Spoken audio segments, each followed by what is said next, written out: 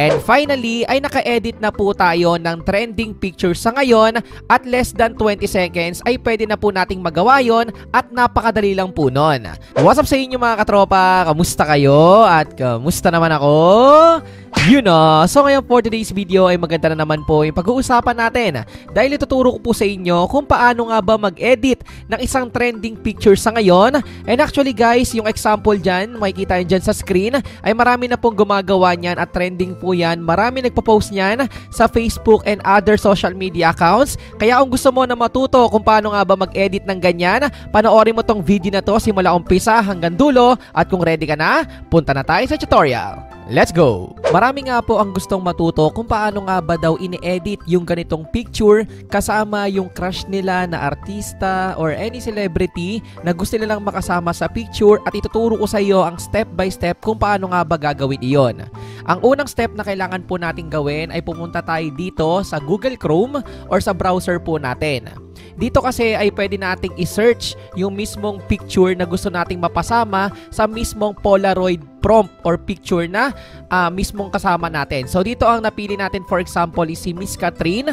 After po nyan ay pumunta lang tayo dito sa image. Dito makakapili po tayo ng picture na gusto natin na mapasama doon sa picture na i-edit po natin. So dito is click lang natin yung picture na napili po natin. Ang gagawin natin is i-hold lang po natin yung picture. Then may nakalagay po dyan na download image. So dito ay da-download lang po natin yan. After po natin ma-download yung mismong picture ay nakasave na po yan sa gallery po natin.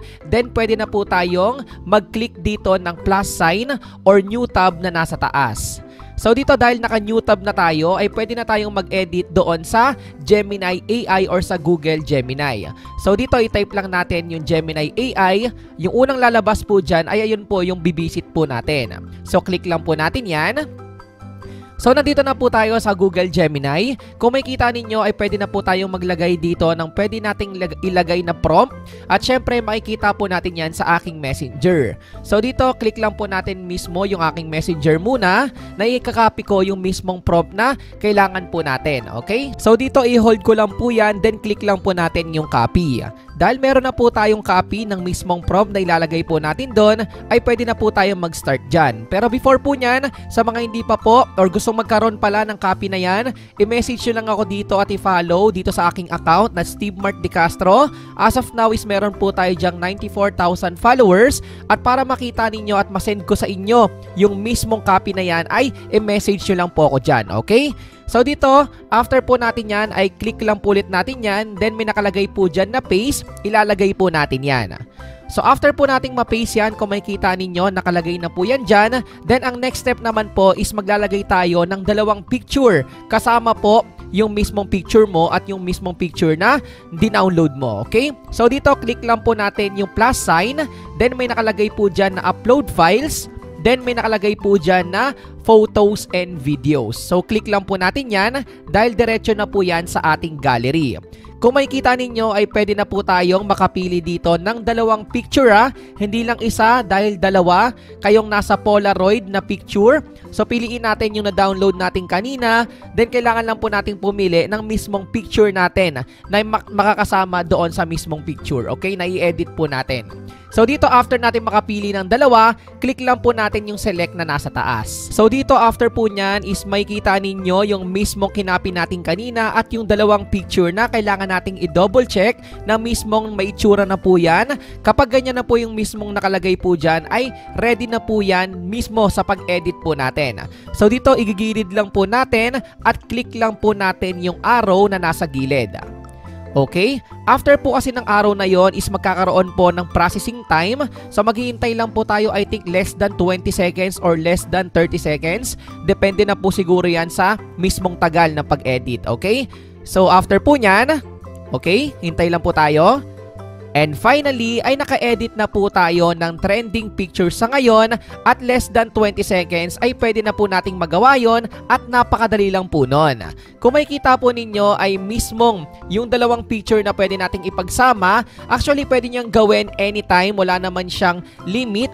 So pwede kayong pumili ng ibang picture na pwede nyong ma-edit. So dito ay i-click nyo lang po yan or i-hold ninyo yung mismong picture, then click nyo lang po yung download image. Sa pamamagitan po nun ay pwede po yung dumiretso sa gallery po ninyo na pwede na kayong mag-story or mag-post sa mga social media accounts po ninyo. At para ma-double check po natin kung nakasave na po yan sa ating gallery, so click lang po natin yung mismong gallery po natin.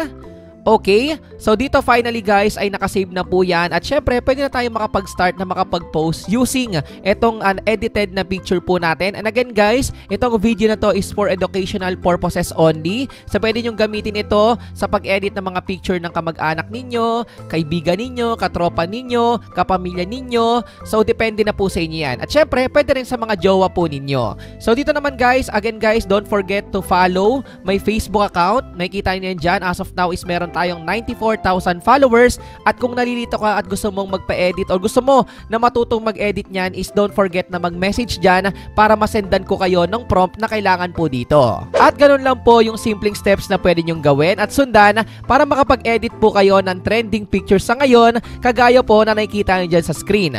And actually guys, sabi ko nga sa inyo, ang i-ready nyo lang po dyan is yung dalawang picture na pwede nyong pagsamahin. Pwede yung picture mo at picture ng jowa mo, pwede yung picture ng kapamilya mo at picture mo, depende po yan sa inyo. Pero again guys, in less than 20 seconds or 30 seconds, pwede na po kayo makapag-edit nyan. At again guys, ang kagandahan, using Google Gemini AI ay libre lang po yan. So pwede nyo po yan gawin anytime, okay? So again guys, maraming salamat sa panonood. At kung ikaw ay may clarification, suggestions, or questions, ay pwede ka dyan mag-comment sa may comment section sa baba.